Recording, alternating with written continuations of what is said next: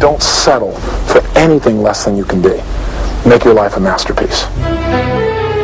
This is a series about how Sigmund Freud's ideas about the unconscious mind have been used by those in power to control the masses in an age of democracy.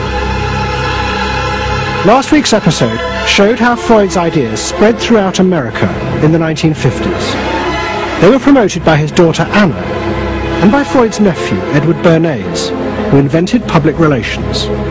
He brought Freud's theories into the heart of advertising and marketing. A man like you, I mean, with a car like this. What they both believed was that underneath all human beings was a hidden, irrational self, which needed to be controlled, both for the good of individuals and the stability of society. But the Freuds were about to be toppled from power by opponents who said they were wrong about human nature. The inner self did not need to be repressed and controlled. It should be encouraged to express itself.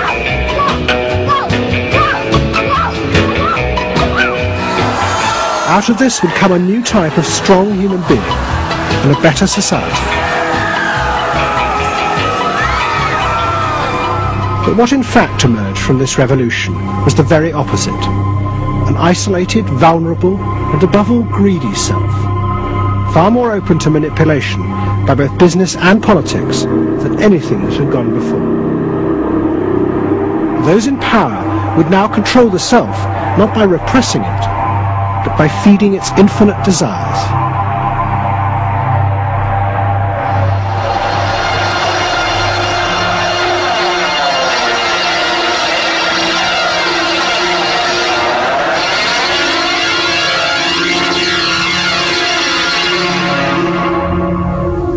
What goes on here is the liberation of feeling. In other words, feelings, not just memories, that have been suppressed. For example, screaming, crying, anger. You get a person who's really angry, and they're going to let it out. No! No! I could kill you! I'm an old man. Listen, I can't get all the strength into this that young people would get if they had those feelings. That wasn't bad. In the 1950s, a small group of renegade psychoanalysts began a new form of therapy. They worked in small rooms in New York City and encouraged their patients to express their feelings openly. I want help. I do. I want help. It was a direct attack on the ideas of the Freudian psychoanalysts, who had become rich and powerful, teaching Americans how to control their feelings. In Freud's work, you see, they were afraid of the feelings. They believed that what they wanted was contained people, very proper, doing the right thing and living a proper life. That's what they wanted. And not an intense emotional life. Freud wasn't emotional himself. He's an intellect, Freud. I was an intellect too, I know, but I'm also more than that now. The leader of this group was a man hated by Freud and his family. He was called Wilhelm Reich. Reich lived an isolated life in a house he had built for himself in remote mountains near the Canadian border. Reich originally had been a devoted disciple of Freud's in Vienna in the 1920s. But he had challenged Freud over the fundamental basis of psychoanalysis. Freud argued that at heart, human beings were still driven by primitive animal instincts. The job of society was to repress and control these dangerous forces. Reich believed the complete opposite. The unconscious forces inside the human mind, he said, were good. It was their repression by society that distorted them. That was what made people dangerous. Reich and Freud had two fundamentally differing views about what was essential human nature. At its core, Freud saw an uncontrolled, violent, warlike, raging inferno of emotions. Reich said these things are not the way human beings are originally destined to be. They're the result of not permitting the original impulse to express itself. The underlying natural impulse, Reich argued, was the libido, sexual energy. If this were released, then human beings would flourish. But this idea brought him into direct conflict not only with Sigmund Freud, but Freud's daughter Anna, who believed that the sexual forces in humans were dangerous if not controlled. My father thought that you should liberate the libido and have freedom. And he developed the theory rather early that neuroses were due to lack of good orgasm, or any orgasm. And that was, Anna Freud, you know, was a virgin. I mean, this is very important because she never had a sexual relation with a man. And here was this man preaching that the way to health was through orgasm. And here was this woman who had been analyzed by her father because she was masturbating. So here's this woman who's opposed to sexuality, really, and here's this man who's preaching sexual freedom. I mean, there was bound to be a clash, wasn't there? The conflict came to a head at a conference in 1934 in Switzerland. Anna Freud, who had by now become the acknowledged leader of the psychoanalytic movement, forced Wilhelm Reich out. She destroyed his career. She got rid of him, very definitely. And I guess part of what I'm doing is getting rid of her. Explain. Well, I think that Anna Freud shouldn't get away with what she did, that it should be known, maneuvering to get him kicked out of the International Psychoanalytic Association. So you're taking revenge? You might say so. Right? Or wronging a right? No. Righting a wrong. You better cut that one out. Isn't that called a Freudian slip? Yes, it is. Reich fled to the United States and built his home and a laboratory. His ideas became grandiose to the point of madness. He was convinced that he had discovered the source of libidinal energy. He called it orgone energy, and Reich built a giant gun, which he said could capture this energy from the atmosphere and concentrate it onto clouds to produce rain. He also said that the gun could be used to destroy UFOs, which threatened the future of the world. In 1956, Reich was arrested by the federal authorities for selling a device that he said used orgone energy to cure cancer. Reich was treated as a madman. He was imprisoned, and all his books and papers burnt on the order of the court. A year later, Reich died in prison. To the Freudians, it seemed as if their main threat had been removed forever. But they were wrong. What the Freudians didn't realize was that their influence in American society was also about to be challenged, and in a way that would lead not only to their decline, but to the dramatic resurgence of Reich's ideas in America and throughout the capitalist world.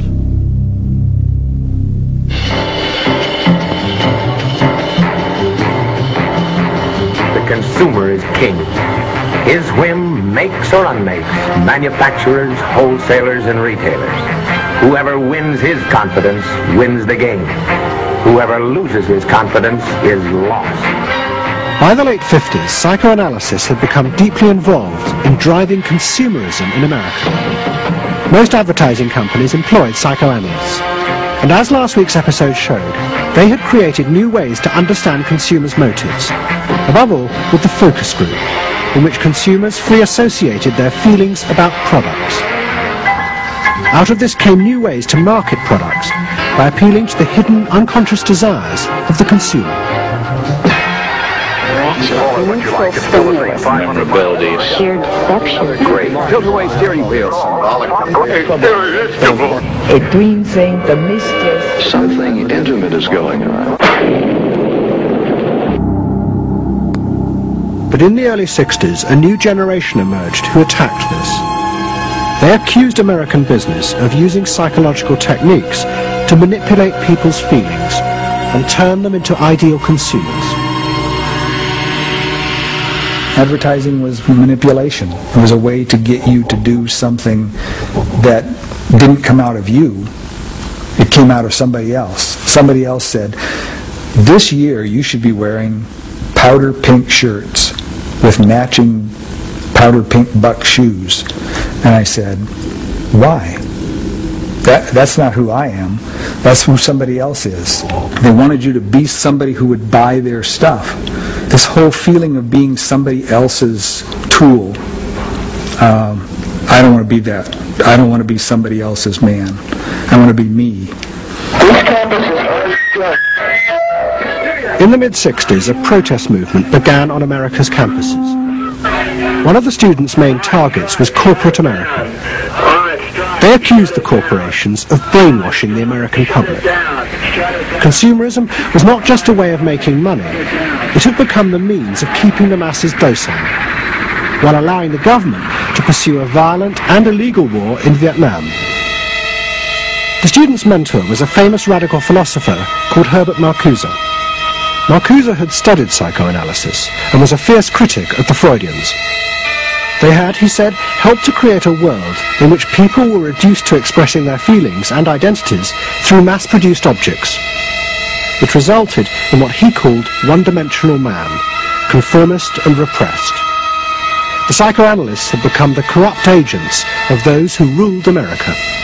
It was one of the most striking phenomena to see to what extent the ruling power structure could manipulate, manage and control not only the consciousness but also the subconscious and unconscious of the individuals. And this took place on a psychological basis by the controls and the manipulation of the unconscious primary drives which Freud stipulated. Think about it, dear American people out there. You hear him, huh? You're all brainwashed, kiddies. You're all brainwashed. That's why you're here. So they're saying right now, kill the bum. Look, I look at you in the living room. You know, you're saying, kill me.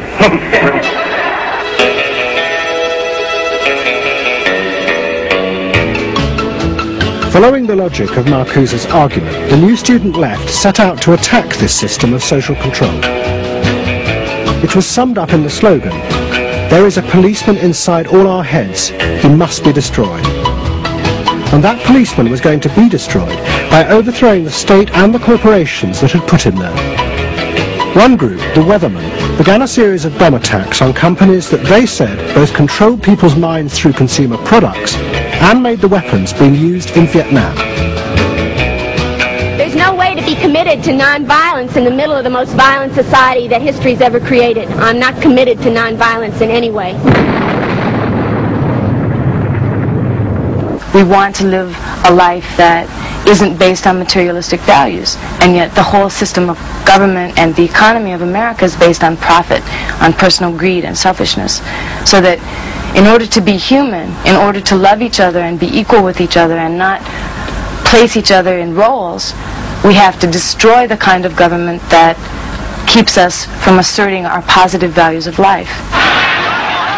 But the American state fought back violently. At the Democratic Convention in Chicago in 1968, the police and the National Guard were unleashed to attack thousands of demonstrators. It was the start of a phase of ruthless repression of the new left in America. It culminated in the killing of 4 students at Kent State University 18 months later. In the face of this, the left began to fall apart. We had met the force of the state. It was much bigger and stronger and more powerful than we realized. And at that point, what seemed to happen was that there was a change in tactics.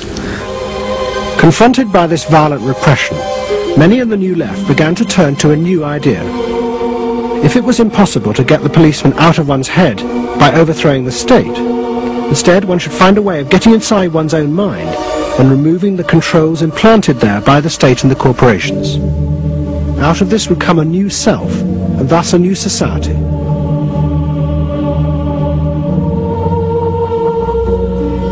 People who had been politically active were persuaded that if they could change themselves and be healthy individuals, and if a movement grew up just aimed at people changing themselves, then at some point all that positive change going on well, you could say quantity would become quality, and there would be a sort of a spontaneous transformation of society. But political activism was not required. It's about making a new you, that if enough people changed the way they were, that the society would change. So the personal became political? Yes, the personal became political. But without changing the personal, you didn't stand a chance of changing the political. Coming up against the state power of the United States was not an option. I mean, they outgunned us. And to produce the new self, they turned to the ideas and techniques of Wilhelm Reich. Since his death, a small group of psychotherapists have been developing techniques based on Reich's ideas. Their aim was to invent ways that would allow individuals to free themselves from the controls implanted in their minds by society. Their center was a tiny old motel on the remote coast of California. It was called the Esalen Institute. The dominant figure at Esalen was a psychoanalyst called Fritz Perls. Perls had been trained by Reich and had developed a form of group encounter in which he pushed individuals to publicly express the feelings inside them that society had said were dangerous and should be repressed. It's a basic fear of that thing inside me, like a little demon in there. It doesn't come out very often. It's really hard to get it out. Now put the thing inside you on that chair, talk to it. Perls used to call this getting on the hot seat in front of a group. If this were the hot seat and you were Perls, and you would guide me into this process of self-enactment, self-revelation, of staying present to all the parts of yourself and noticing it, and then taking ownership of this. As the demon. Yes, I can come out. I can come right out of him, and I can push him aside. Where you see you push. I can push you aside. Yeah. Be the demon with each one of us. I can make you all cry. I can make you all feel terrible. Maybe even forever. I can make the mouth, this mouth here, do things and say things. I can almost destroy anyone, each one of you, if I get out. There isn't one of you that I would spare. Not even you. Yeah. How do you feel now? I feel better. I feel very honest. Yeah. And you notice the increase of power. In other words, taking ownership of who you are and how you act and how you feel. Your whole being in the world. In other words, giving you autonomy, owning your freedom. I'm frightening. When I have my power, I'm frightening. See, I frighten you with my power. I frighten you with my power. Now, where do you feel your power? In your hands? In your muscles? Where else? Wake up! I want you for me! God damn you! Okay. Stop it. You. It was not phony movement. That's what I wanted to do, and I did it. What Perls and others working at Esalen believed was that they were creating ways that allowed individuals to express their true inner selves. I want them to applaud to me. Out of this, they believed, would come new autonomous beings free of social conditioning. To the left, defeated in the wake of Chicago, it was an enormously attractive idea. These techniques could be used to unleash a new, powerful self, strong enough to overthrow the old order.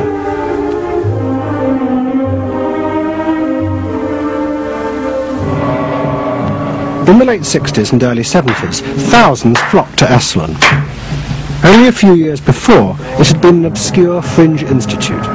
Now it became the centre of a national movement for personal transformation, the Human Potential Movement. So it became magnetic. People wanted to join this stream of exploration. Within 7 or 8 years, there were about 200 of these centers in America, looking mainly to Esalen for the leadership. I feel so liberated. Really? It's fantastic. And it took on a big political agenda. You could not separate personal transformation from social transformation. The two go together. As the movement grew, the leaders of Esalen decided to try and use their techniques to solve social problems. They began with racism. They organised an encounter group for white and black radicals. Both groups would be encouraged to express their inner racist feelings which had been instilled in them by society. By doing this, they would transcend those feelings and encounter each other as individuals. I started a series of encounters called Racial Confrontation as Transcendental Experience. We thought that we wanted to get that kind of black-white confrontation so you could really get down to see what was between the two races, not by backing off and trying to be polite, but by going right into the belly of the beast, of this beast of racial prejudice. And these were extremely dramatic. These were the toughest workshops ever convened at Esalen Institute. I'm looking at you, Whitey. You got clothes on. You got shoes on. You're so sure looking at me, huh? You got the goddamn police in the neighborhood. Really? They're not my police. You got a governor. You got a mayor. Oh, really? You got the president. You got ambassadors. You can vote, too. You got deaths in Vietnam. That's the benefits of slave labor. You got building skyscrapers that you dominate and control economically and politically. And tell me that it's not yours. It's yours, too. Then the blacks all got together and attacked the whites. And they just let us have it. What they call it was peeping somebody. Peeping somebody means peeping into their secrets, into their phoniness, and so forth. Like the white liberal. Oh, they really got onto the white liberal, you know. Don't give me no shit about I'm free. You're a goddamn liar, you white pink son of a bitch, you. Yeah, I don't know what you came down here for. You want a black buck, huh? Yeah. You looking for a stud? That's all. Huh? Well, what did you come here for? You're sitting there with your legs all gap wide open, showing your drawers. Now, what did you come here for? The black-white encounter groups were a disaster. The black radicals saw it as an insidious attempt to destroy their power. By trying to turn them into liberated individuals, Esalen was removing the one thing that gave them power and confidence in their struggle against racism, their collective identity as blacks. For my reason. For your reason. Now dig this. Your reason for being here is different from my reason. So the Human Potential Movement turned to another social group who they believed would benefit from personal transformation. Nuns. And this time they were more successful. The Convent of the Immaculate Heart in Los Angeles was one of the largest seminaries in America. A group of radical psychotherapists approached the convent. They wanted to try out their techniques for personal liberation on individuals whose identities were defined by a series of external rules which they had deeply internalized. The convent, anxious to appear modern, agreed to the experiment. And we did weekend encounter workshops for several hundred Immaculate Heart nuns. Nuns who were reserved, and they tended to be more reserved than other normal people, were told, don't be so reserved, let it all out. You're a good person. You can afford to be who you really are. You don't need to play the role of a nun. You don't need to keep downcast eyes. And prudence is an oversold virtue. You're trying to assert yourself, trying to find out who you are, who you're becoming. At the same time, you're trying to live a life of dedication, of service, and you're trying to make all these things fit into who you are, and you're just, it's such a turmoil at times that you just blow a gasket and do silly, crazy things. Running around the orchard and stealing oranges and taking Cokes out of the refrigerator and crazy things. I felt like I was being a hypocrite, and I wanted people to respect me for what I was, not for what I was wearing. And so I'm glad for the change. You feel frightened, but you'll go on. Oh yeah, I'm scared to death, but it's worth it. The experiment began to transform the convent. the nuns voted to discard their habits in favour of ordinary clothes. But the psychotherapists found they had awoken other forces. Solid. One of the things we unleashed was sexual energy. The kind of thing that the church had been very good at restraining was no longer to be restrained. One sister who was a member of the community, she got the idea that she could be freer than she had been before, and she seduced one of her classmates and then seduced the mistress of novices, who was an older woman, very reserved, and her program of freeing this older woman was sexual. She drove her to the store, and when they drove back and drove into the garage, she leaned over and gave her a big kiss on the lips, and thereafter sister, who had perhaps never been kissed before, was ready for more. The effect of the experiment on the convent was cataclysmic. Within a year, 300 nuns, more than half the convent, petitioned the Vatican to be released from their vows, and 6 months later the convent closed its doors. All that was left was a small group of nuns, but they had become radical lesbian nuns. The rest gave up the religious life. They gave up being nuns. They did, yeah, they became persons. By the late 60s, the idea of self-exploration was spreading rapidly in America. Encounter groups became the center of what was seen as a radical alternative culture based on the development of the self, free of a corrupt capitalist culture. We just want the freedom to be ourselves, and that's for love, for experience, positive way of life. We don't say that you're wrong. We just want to be free to be what we want to be, or what we find ourselves to be, as we continue to search ourselves. And it was beginning to have a serious effect on corporate America, because these new selves were not behaving as predictable consumers. The life insurance industry in particular was concerned that fewer and fewer college students were buying life insurance when they left university. They asked Daniel Yankelovich, America's leading market researcher, to investigate. He had studied psychoanalysis. The life insurance business, more than any other business at the time, was built on the Protestant ethic. You only bought life insurance if you were a person who sacrificed for the future. If you lived in the present, you had no need for life insurance. So they had some sense that maybe the sort of core values of the Protestant ethic were being challenged by some of these new values that were beginning to appear. And I was really astonished at what I found. The conventional interpretation, the dominant interpretation, was that it had to do with political radicalism. But, you know, it was clear to us that that was a mask, a cover. The core of it had to do with self-expressiveness. That this preoccupation with the self and the inner self, that was what was so important to people. The ability to be self-expressive. Wow, what a feeling. 300 miles to go, work, out of sight. Yankelovich began to track the growth and behavior of these new expressive selves.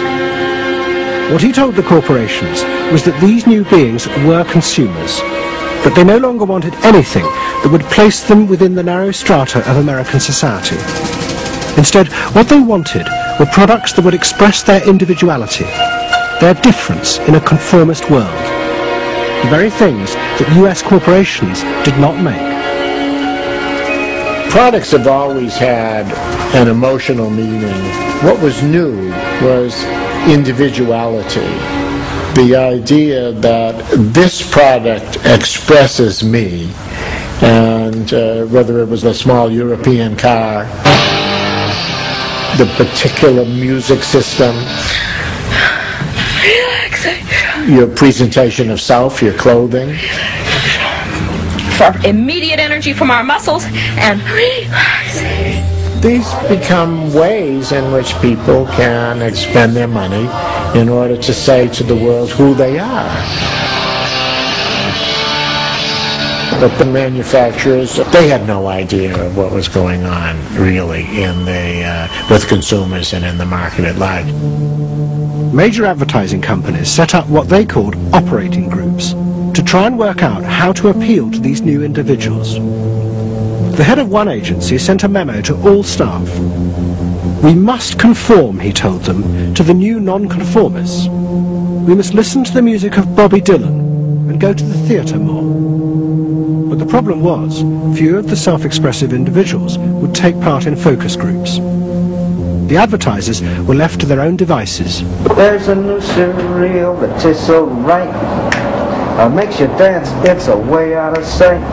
It's tasty little squares of malted wheat. It's crispy and it's crunchy and it tastes so neat. Faster though. That's what I'm saying. Use a folk rock with more rock than folk. And there was an even more serious problem. To make products for people who wanted to express themselves would mean creating variety. But the systems of mass production that had been developed in America were only profitable if they made large numbers of the same objects. This had fitted perfectly with the limited range of desires of a conformist society. The expressive self threatened this whole system of manufacture. And the threat was about to grow rapidly.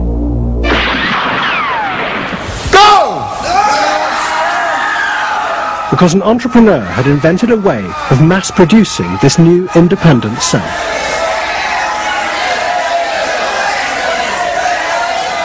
He was called Werner Erhard. Some of the stuff that we traditionally think of as being in your mind is actually in the world, because you're moving to that too. Erhard had invented a system called EST, Erhard Seminar Training. Hundreds of people came for weekend sessions to be taught how to be themselves. And EST was soon copied by other groups, like Exegesis in Britain. Many of Erhard's techniques came from the human potential movement, but he criticised the movement for not having gone far enough. Their idea that there was a central core inside all human beings was, he said, just another limitation on human freedom. In reality, there was no fixed self, which meant that you could be anything that you wanted to be. The thesis of the human potential movement was that there was something really good down in there. And if you took these layers off, what you were going to wind up with was a kernel, a something that was innately self-expressive, that was the true self, that was going to be a wonderful thing. In actuality, you found people who'd gone to the last layer and took off the last layer and found that what was left was nothing. All right, push! Move! Do it! The EST sessions were intense and often brutal. The participants signed contracts agreeing not to leave and to allow the trainers to do anything they thought necessary to break down their socially constructed identities. You're going to get sandwiched in there. If I push harder than you do, I'm going to squash you. So you better push fast. Now, hard, do it. That's it, do it. Again. Push. Good. Good. Good. Again. Yes.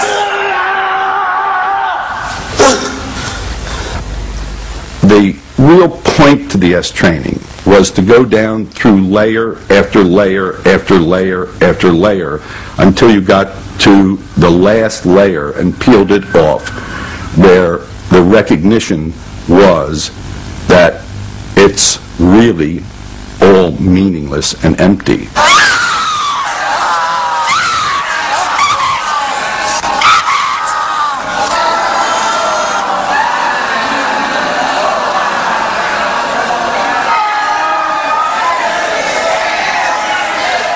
Now, that's existentialism's endpoint. EST went a step further in that people began to recognize that it was not only meaningless and empty, but it was empty and meaningless that it was empty and meaningless. And in that there's an enormous freedom. All the constrictions, all of the rules you placed on yourself are gone. And what you're left with is nothing. And nothing is an extraordinarily powerful place to stand, because it is only from nothing that you can create. And from this nothing, people were able to invent a life, and allowing them to create themselves. Invent themselves. Invent themselves. You can be what you want to be. I want you to start to make that sound And on that sound, create and people the world the way you want to create it.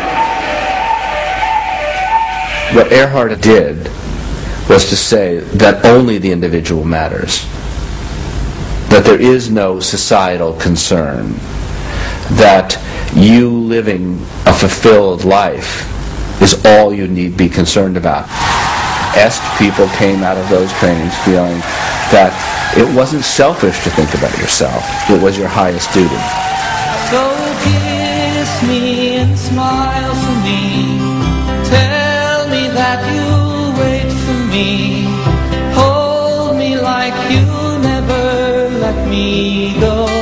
The training is 2 weekends, and it was quite an incredible experience in my life. I'll forever be grateful for the experience. I got a great deal out of it. We really want to know who we are. There are things going on. We learn more and more about ourselves all the time, and to really find out what it is that makes us tick and how we are discovering ourselves.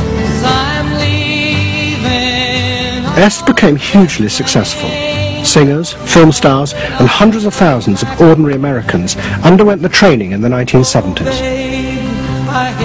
But in the process, the political idea that had begun the movement for personal transformation began to disappear. The original vision had been that through discovering and expressing the self, a new culture would be born, one that would challenge the power of the state.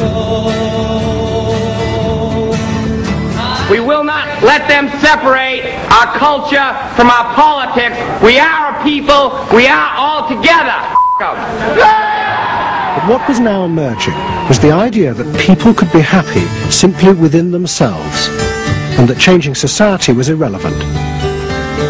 One of the proponents of this was Jerry Rubin. In 1968, Rubin, as leader of the Yippies, had led the march on Chicago, but now he had undergone Est training. I was willing to die, and I had a martyr complex in a sense. I think we all did. And I've given up that ideal of sacrifice. And I'm not as overwhelmingly moved by injustice as I was. And now we reincarnated ourselves from within. Basically, the politics were lost and totally replaced by this lifestyle. And then the desire to become deeper and deeper into the self. By now, a grandiose sense of the self. And my good friend and one of the original Yippie founders, Jerry Rubin, definitely moved in that direction. And I think he was beginning to buy into the notion that he could be happy and fully self-developed on his own. Socialism in one person. Yes. Was he alone in that trajectory? Although that, of course, is capitalism. That's the whole joke. I think it's funny. I think it's funny because people spend so much of their life being bedeviled by their past and being locked into their past and being limited by their past. And there's an enormous freedom from that. Letting people create themselves. Est was only the most vivid and intense expression of an idea that was spreading rapidly through all strata of American society. Books and television programs promoted the idea that one's first duty was to be oneself. And those monitoring this shift were astonished at the speed with which the idea was spreading. In 1970, it was a small percentage of the total population, maybe 3 to 5%. By 1980, it had spread to the vast majority of the public, up to 80%. You asked the question, how do you get self-actualized? You take this day and you say, when I shave every morning, I look in that mirror, I say to myself, I really say this, I say, nobody is going to ruin this day for you, Wayne Dyer. Nobody. That this preoccupation with the self and the inner self traveled and spread throughout the society in the 1970s. It helped me to stop living in the past and start building from today and using my experiences in a positive way to be a better person today and tomorrow.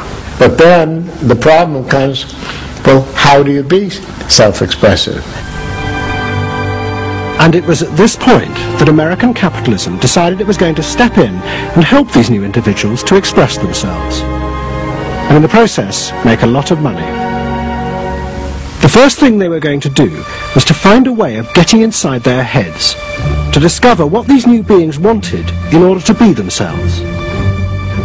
This came not from Madison Avenue, but from one of the most powerful scientific research institutes in America. Stanford Research Institute in California worked for corporations and government.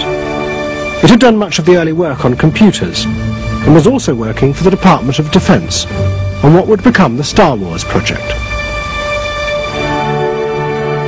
In 1978, a group of economists and psychologists at SRI decided to find a way to read, measure, and fulfill the desires of these new, unpredictable consumers.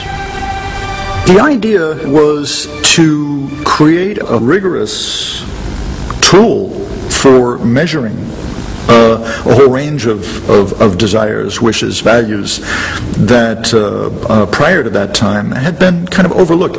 They say in business, you know, what gets measured gets done. We were basically telling manufacturers, if you're really going to satisfy not just the basic needs, but individuated wants, whims, and desires of more highly developed human beings, you're going to have to segment. You're going to have to individuate. To do this, SRI turned for help to those who had begun the liberation of the self. In particular, one of the leaders of the human potential movement, a psychologist called Abraham Maslow.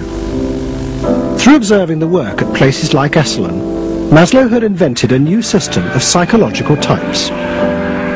He called it the hierarchy of needs, and it described the different emotional stages that people went through as they liberated their feelings. At the top was self-actualization. This was the point at which individuals became completely self-directed and free of society. The team at SRI thought that Maslow's hierarchy might form the basis for a new way to categorize society, not by social class, but by different psychological desires and drives. To test this, they designed a huge questionnaire with hundreds of questions about how people saw themselves, their inner values. The questions were designed to see whether people fitted into Maslow's categories. We were trying to find out what people really felt like. So we asked these really penetrating questions, and we hired a company that administers surveys, you know, to do them. They said they've never seen anything like it. Usually you have to send out a postcard 6 weeks and then another postcard, and then you got to call the people up, you know, to get the return rates up. We had an 86% return, and they only sent out one postcard. People loved filling out this questionnaire. We got several questionnaires back with a note attached saying, do you have any other questionnaires I could fill out? Because we were asking people to think about things that they had never thought about before, and they liked thinking about them. Like, you know? what? Like what they felt inside? Yeah, like what they felt inside. What motivated them? What was their life about? What was important to them? It was sort of like, wow. The answers were then analyzed by computer. It revealed that there were underlying patterns in the way people felt about themselves, which fitted Maslow's categories. And at the top of the hierarchy were a large and growing group which cut across all social classes. The SRI team called them the inner directeds. These were people who felt they were not defined by their place in society, but by the choices they made themselves. But what SRI discovered was that these people could be defined by the different patterns of behavior through which they chose to express themselves. Self-expression was not infinite. It fell into identifiable types. And the SRI team invented a new term for it, lifestyles. They had managed to categorize the new individualism. They called their system Values and Lifestyles, VALS for short. At the forefront of this change are three new VALS groups we call inner directed. These are people for whom personal satisfaction is more important than status or money. They tend to be self-expressive, complex, and individualistic.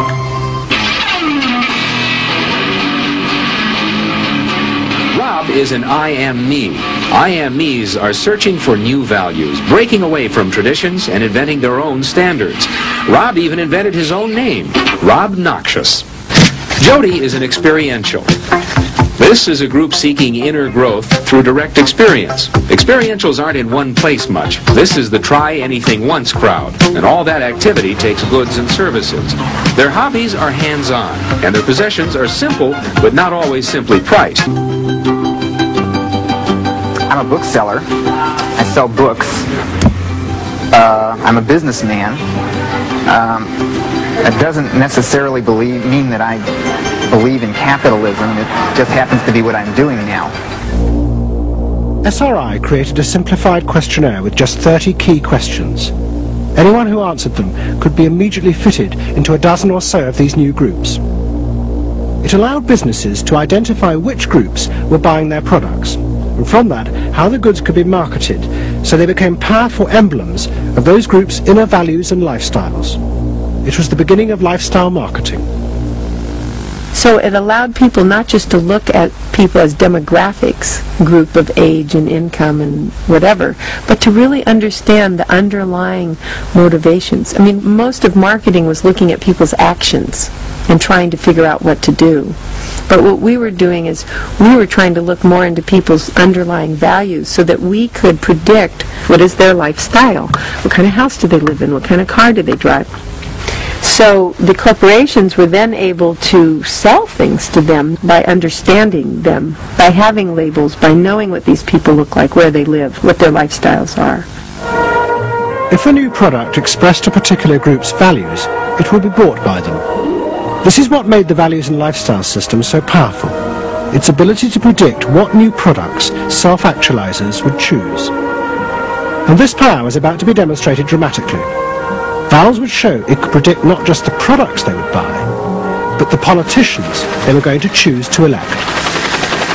Ladies and gentlemen, the next President of the United States of America, Ronald Reagan! In 1980, Ronald Reagan ran for president. He and his advisors were convinced they could win on a program of a new individualism. It would be an attack on 50 years of government interference in people's lives.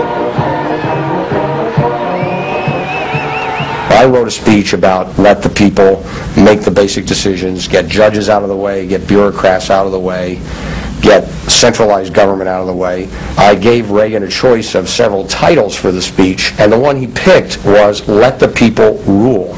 Let the people regain rule, regain control over their own destiny away from a remote elite in Washington. I would like to think that the kind of leadership that I would exercise in Washington is not the kind of leadership that I would pretend that I can solve all the problems I've been discussing here, but that together you and I can. I would like to take the lead in taking government off the backs of the American people and turning you loose to do what I know you can do. It was radical. Moderate Republicans thought it was suicide. Jimmy Carter called it ridiculous. The press was extremely negative. But the odd thing is that it polled very well in New Hampshire, which was the first primary state, the state that we had to win. What was odd was that there seemed to be a strange mosaic of support for Reagan's policies. The traditional pollsters could see no coherent pattern across class, age, or gender. But those who had designed the values and lifestyle system believed that they knew why. They were testing their system in both America and Britain. And they were convinced that both Reagan's and Mrs. Thatcher's message about individual freedom would appeal to the group at the top of their hierarchy, the inner directeds, because it fitted with the way they saw themselves. They were really concerned about being individuals, being individualistic. And so in the early stages, when we were looking at the messages that both Thatcher and then Reagan were putting across, we said they are using words that will really appeal to a lot of the younger people, and particularly to the people who are moving towards self-actualization. We call them the inner-directed people. A lot of our colleagues said, that's absolutely ridiculous, because inner-directeds are very socially aware, very socially concerned. They'll never vote Conservative, or they'll never vote for the Republicans. But we said, if Thatcher and Reagan continue to appeal to them in this way, they really will. And I vision leadership in taking government off your backs and turning you loose to do what you can do so well. Thank you very much. The idea that the new self-actualizing individuals would choose a politician from the right, not the left, seemed extraordinary. But to test their prediction, the Values and Lifestyles team did a survey of voting intentions, and they correlated it with their new psychological categories. When we said in our surveys, who are you going to vote for, sure enough, it was the inner directeds who said that they would vote for Thatcher and for Reagan. And they made the difference in those elections because of their voting for Thatcher and Reagan. And it really surprised our colleagues, even within my own organisation. It really showed the power of this approach, because it's very difficult to identify inner directeds on the street. These people who voted for Thatcher and Reagan, these inner directeds, came from any walk of life. It's really hardly correlated with social class at all. I mean, if you just go along and look at age, sex, social class, you would never pick them up. But if you really go along with a questionnaire that gets at their values, then you can identify them very easily. And that was new? And that was completely new, yeah. At the beginning of 1981, Ronald Reagan was inaugurated as president. But he took charge of a country that was facing economic disaster. The terrible inflation of the 1970s had destroyed much of America's traditional heavy industries, and millions were unemployed. But true to his campaign promises, Reagan told the country he would not step in to help, as all previous governments had since the war. These United States are confronted with an economic affliction of great proportions.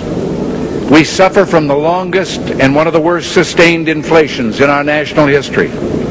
Idle industries have cast workers into unemployment, human misery, and personal indignity.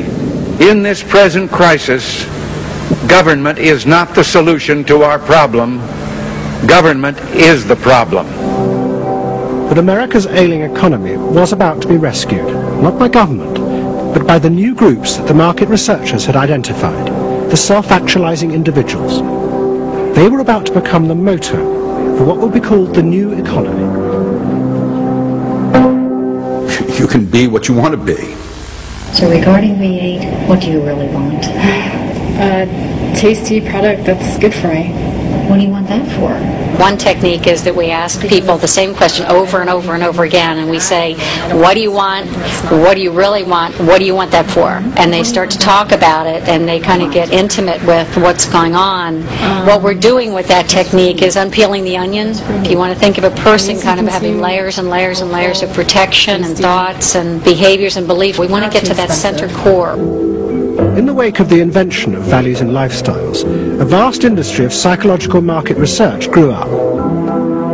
And the old technique of the focus group, invented by the Freudian psychoanalysts in the 50s, was used in a new and powerful way. The original aim of the focus group had been to find ways to entice people to buy a limited range of mass-produced goods. But now focus groups were used in a different way to explore the inner feelings of lifestyle groups, and out of that invent whole new ranges of products which would allow those groups to express what they felt was their individuality. And the generation who had once rebelled against the conformity imposed by consumerism now embraced it because it helped them to be themselves. What capitalism managed to do that was brilliant was to actually create products that people like me would be interested in, that people like Jerry Rubin would be interested in. Capitalism developed a whole industry at developing products that evoked a larger sense of self, that seemed to agree with us that the self was infinite, that you could be anything you wanted to be, that took our philosophy and agreed with it, and then created products that supposedly helped you, aids, that helped you be this limitless self. The product sells you a way of life, a way of being. The product sells you values. You dress this way, you live in a house like this, you have furniture like this, you use this computer.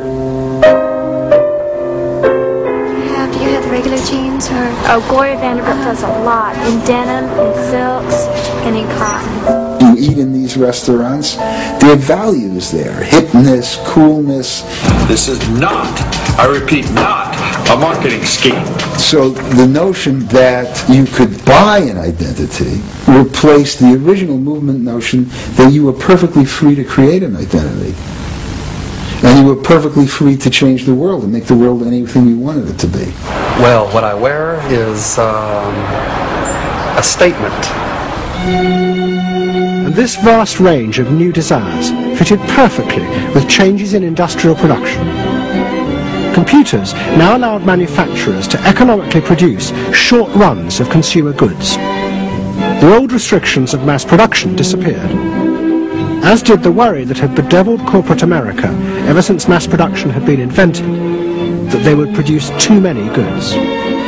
With the new self, consumer desire seemed to have no limit.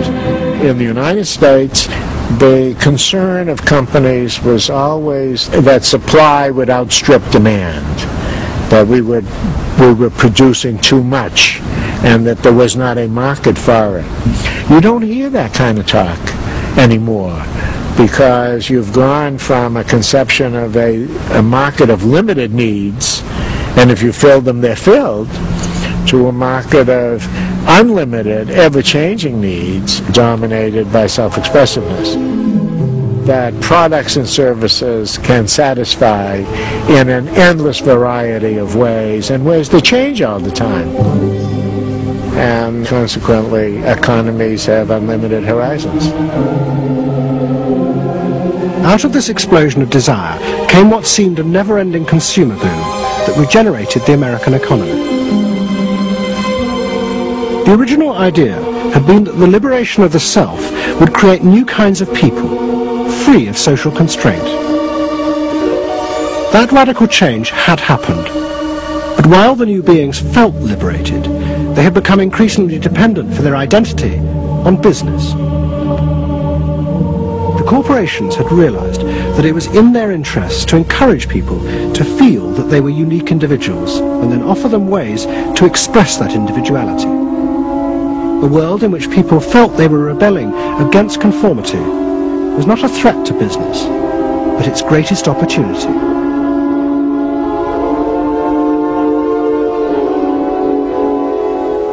It was, in a sense, the triumph of the self. It was the triumph of a certain self-indulgence, a view that everything in the world and all moral judgment was appropriately viewed through the lens of personal satisfaction.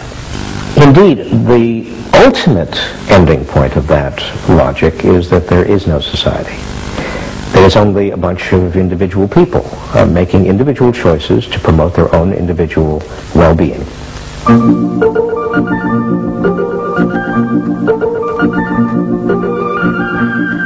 Next week's episode tells the story of how politicians on the left, in both Britain and America, turned to the techniques developed by business in order to regain power. But what they didn't realize is that what had worked for business would undermine the very basis of their political beliefs. They would find themselves trapped by the greedy desires of the new self.